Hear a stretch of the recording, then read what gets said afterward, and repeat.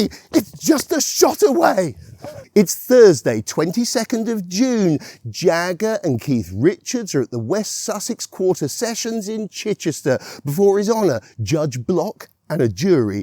Jagger's in court for possession of 4 pet pills and Richards for allowing his house to be used for the smoking of cannabis. Ray! They plead not guilty. The trials, they're a farce. Murder! Welcome back. In part 1 we lined up the suspects. Who ratted out the Rolling Stones? In part 2 we're looking at the trials. Were there any clues in the court transcripts? Was it an establishment stitch-up? The entire British establishment! Running for the shelter of a mother's little helper and to help her. 2 trials in just 2 days. Jagger's is all over by 3 o'clock. Jagger explains to the court he normally gets mother's little helpers on prescription, but he was in Italy and he bought some. They're legal there. They were in his coat pocket and he'd simply forgotten that he had them. Doctor, please, some more, please. His doctor takes the stand and says yes, he normally prescribes them. The pills aren't dangerous, just mild pet pills. The prosecutor, Anthony McCowan QC, doesn't challenge the doctor at all. They break for lunch and Mick orders a prawn cocktail, roast lamb with mint sauce, fresh strawberries and cream and a bottle of Beaujolais. It costs 10 bob. He's relaxed. The defence are relaxed. It's a very small amount of pet pills. It's not a big deal. So they come back from lunch and there's closing arguments from both sides. The judge goes through some legal issues and then he addresses the jury. He explains to the jury that Mick Jagger has no defence. The jury should find him guilty.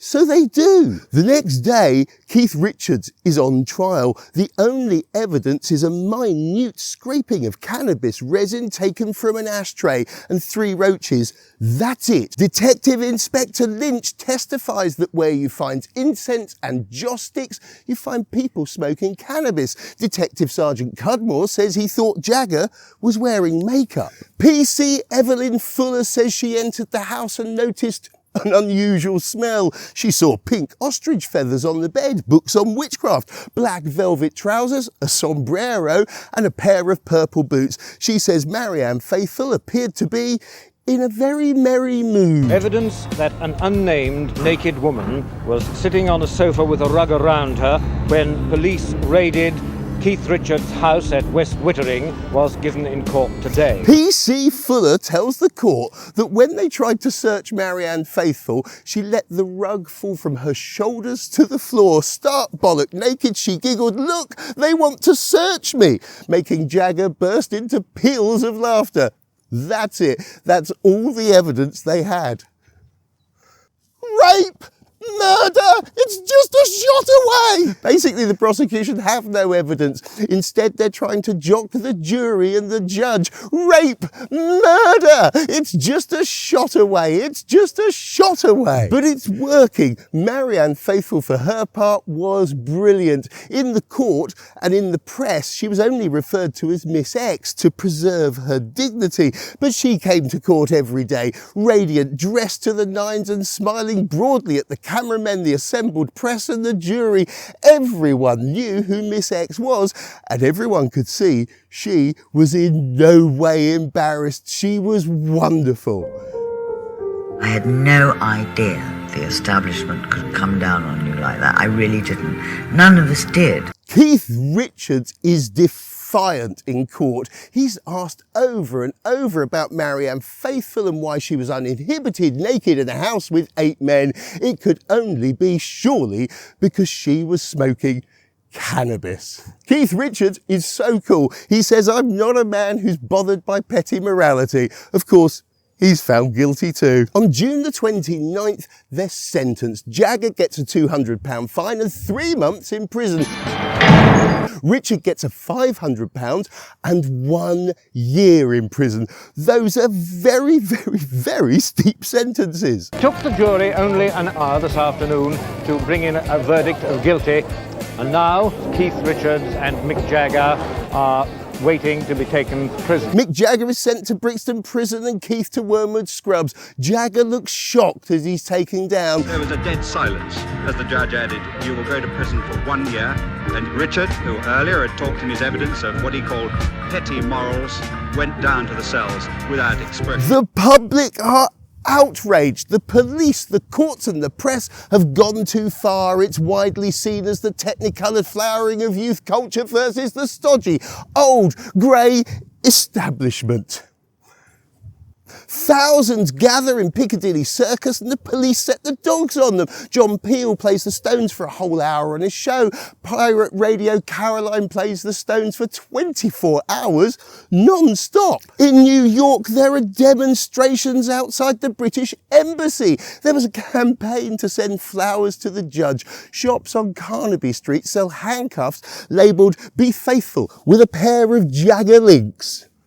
And the world of rock and pop comes to their defence too. Jimi Hendrix voices support, saying a cat is human too. On the 30th of June 1967, The Who released 2 Rolling Stones covers, The Last Time and Under My Thumb, as a way of supporting the band. Under my thumb, the girl who once had me down. I told you once and I told you twice. Groovy Bob got 1 year in prison. He didn't appeal and served 6 months. Keith and Mick did appeal. They were released. They only spent 1 night in prison. That very same day, crooked cop Norman Pilcher arrests Brian Jones. It was a newspaper that got them into trouble, and maybe it was a newspaper that got them off. On the 1st of July, Jacob Rees-Mogg's dad, William, the editor of the Times, writes a scathing editorial with the headline, "Who breaks a butterfly on a wheel?" In it, he criticises the very harsh sentences. He writes it's unfair. Jagger is the butterfly and British justice is the wheel of torture. On the 31st of July, Lord Chief Justice Lord Parker agrees and says there's no evidence Jagger was dealing pills. It's a minor offence. The sentence is absurd. He reduces Jagger's sentence to a conditional discharge. Turning to Keith's trial, Lord Parker rules that being in a very merry mood is not proper evidence that anybody smoked cannabis. The prosecution spent way too much time discussing Marianne Faithfull wearing only a bearskin rug. It was prejudicial to the case. The conviction was unsafe. Keith goes free too. Something happened to me yesterday. On the 18th of August 1967, the Rolling Stones released We Love You, Lennon-McCartney on backing vocals. It's a thank you to everyone for all the support. Good song too, and a cheeky video depicting the band as Oscar Wilde. That really upset William Rees-Mogg. He didn't like it at all.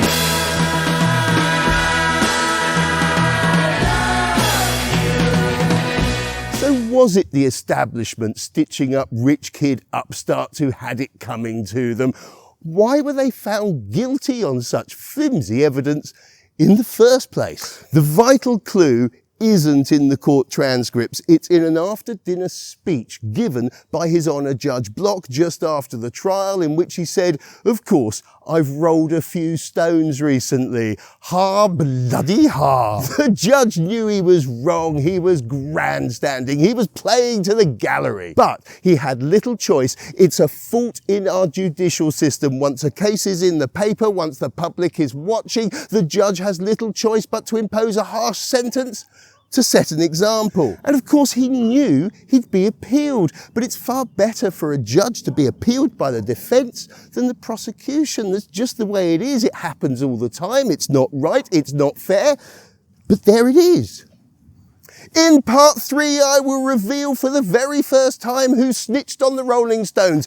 I'm going to tell you who done it. Let me know in the comments which of the suspects you think did it. The newspaper editor, the chauffeur, the hippie, the dealer with a briefcase full of drugs, the ambitious American music manager, the disgruntled pop star, the crooked cops, the bodyguard, or the entire British establishment. Oh, and don't forget to tell me your top 3 Rolling Stones songs. See you next time. which of the suspects? What's a suspect? Let's spend the night together. Who writes this rubbish?